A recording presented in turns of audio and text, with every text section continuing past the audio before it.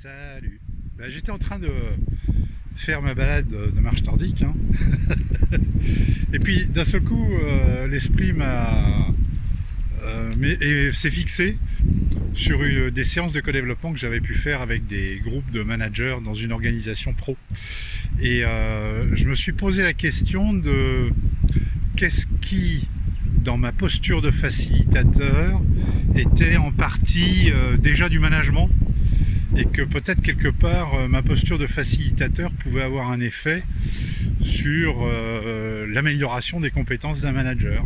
Voilà. Est-ce que je transmettais par la manière dont je m'y prenais dans une séance de codev et qui pouvait contribuer, en plus du travail sur des sujets professionnels et les postures de clients et les postures de consultants, qu'est-ce qui dans ma propre posture pouvait apporter quelque chose.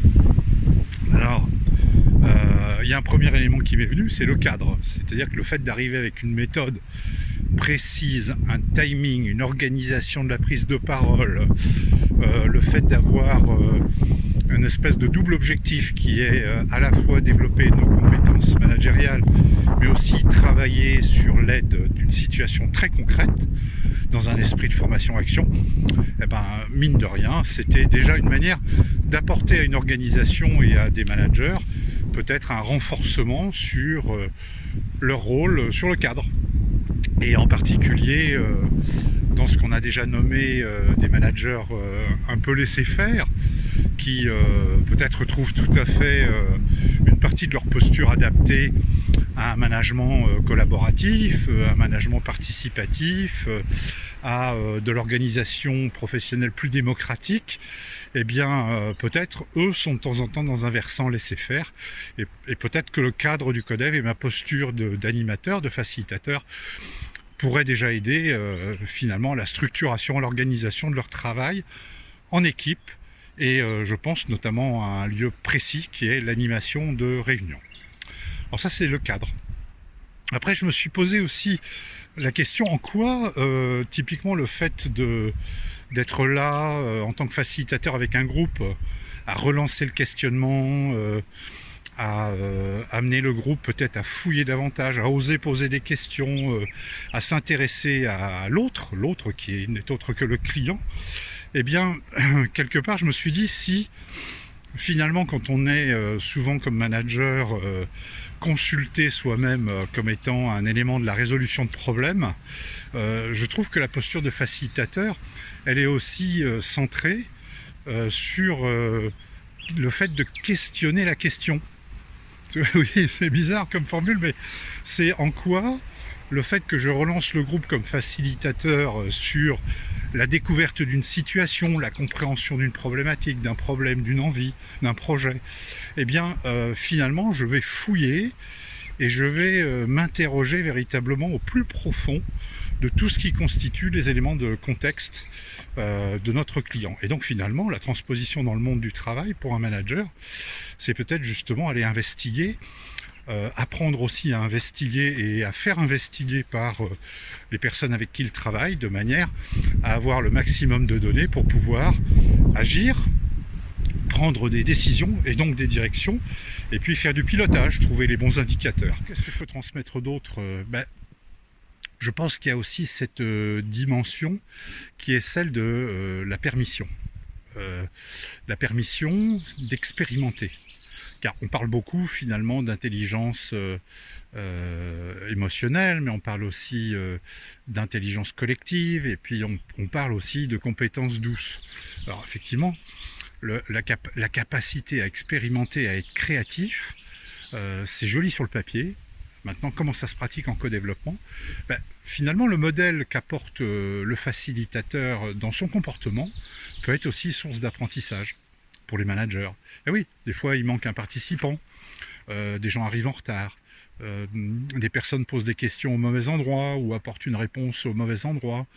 Et finalement, quelle marge de manœuvre le facilitateur se donne en présence des managers membres du groupe pour pouvoir passer le message et puis finalement leur donner la possibilité de se dire tiens, là il y a un cadre, là il y a une façon de faire, on la connaît, Simplement, il y a de la souplesse. On peut y aller. Et donc, à partir du moment où il y a cette perception que des choses sont possibles, qu'on peut toucher, on peut aller sur la souplesse, on peut aller sur l'élasticité de la séance, y compris dans sa durée, eh bien, ma foi, ça donne aussi une marge de manœuvre aux participants en se disant, tiens, on va essayer autrement. Et étrangement, dans la manière de se questionner, et particulièrement dans la phase de consultation, dans la recherche de nouvelles idées, de produire dans la créativité, eh bien, il y a des chances que ça donne de l'oxygène, quoi, tout ça. Bon, voilà une autre idée de ce que je peux transmettre comme facilitateur.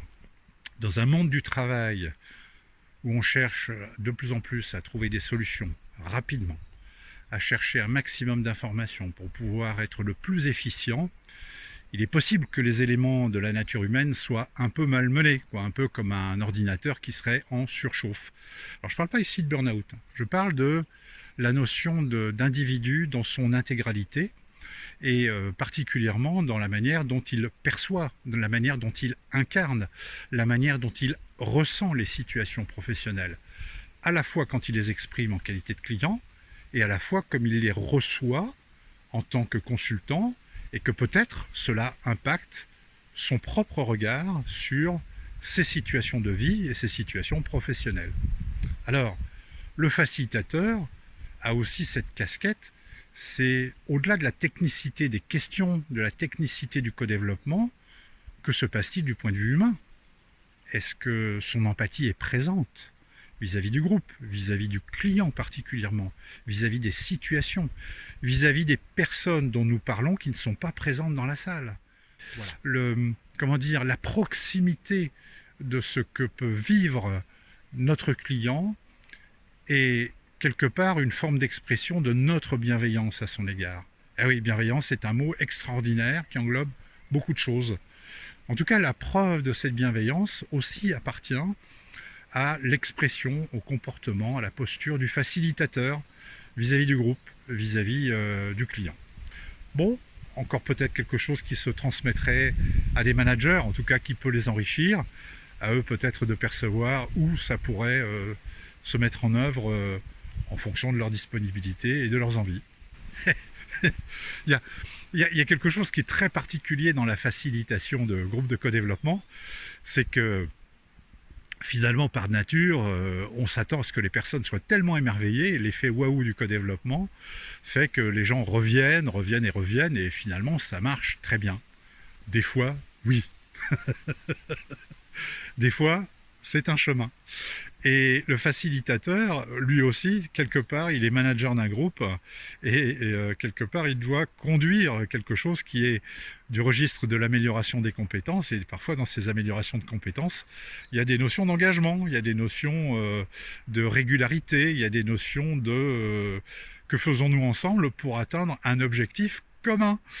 Et là, quelque part, en plus du cadre, eh bien, le facilitateur, en tant que manager, il doit guider, il doit diriger. Il donne du rythme et quelque part il exprime vis-à-vis des personnes une forme d'exigence, et cette exigence cela peut arriver pour des tas de raisons, y compris la dimension dématérialisée du management d'aujourd'hui, que finalement on ne l'aperçoive moins. Alors est-elle nécessaire? C'est pas sûr.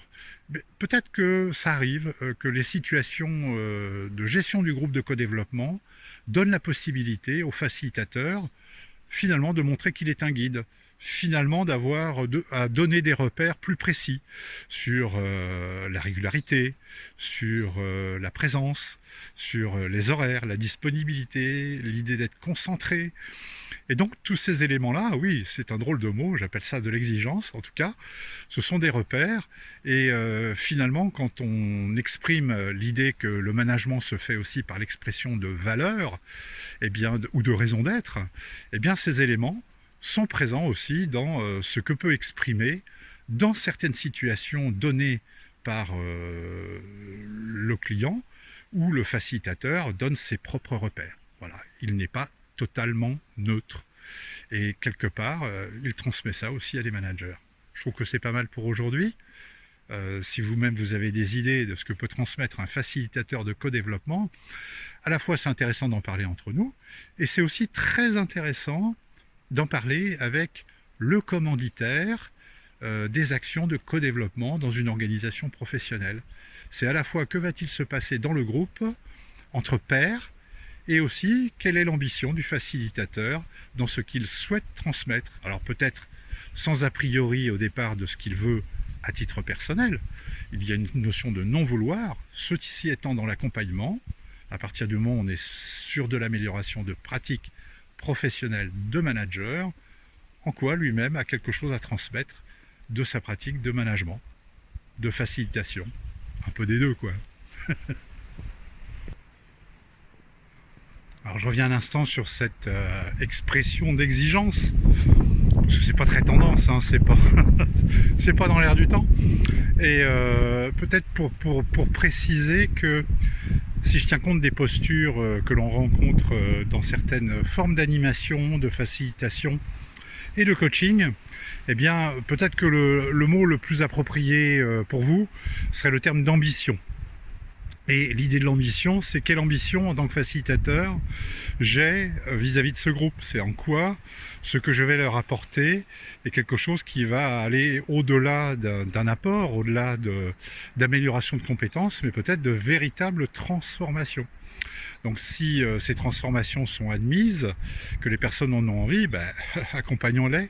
Ça veut dire que là, notre propre engagement est fort et que cette ambition, le fait de la transmettre aussi à des managers dans un groupe de co-développement, est une manière aussi peut-être de les éveiller à cette approche particulière sur l'engagement et aussi sur, j'allais dire, l'ambition à atteindre des buts. Donc le chemin, lui, peut être doux, tranquille, progressif. Pour autant, le cap, lui, est précis, il est admis et nous cherchons à l'atteindre avec la meilleure des formes, avec aussi la préservation du cadre confortable pour le groupe de co-développement. Cette ambition est là.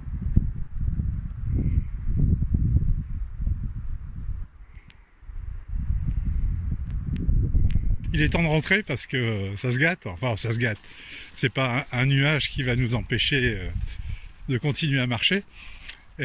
Oui, je voulais juste dire que c'était aussi un chemin finalement de progresser dans la facilitation de groupes de co-développement, comme c'est un chemin de progresser dans ses pratiques de manager.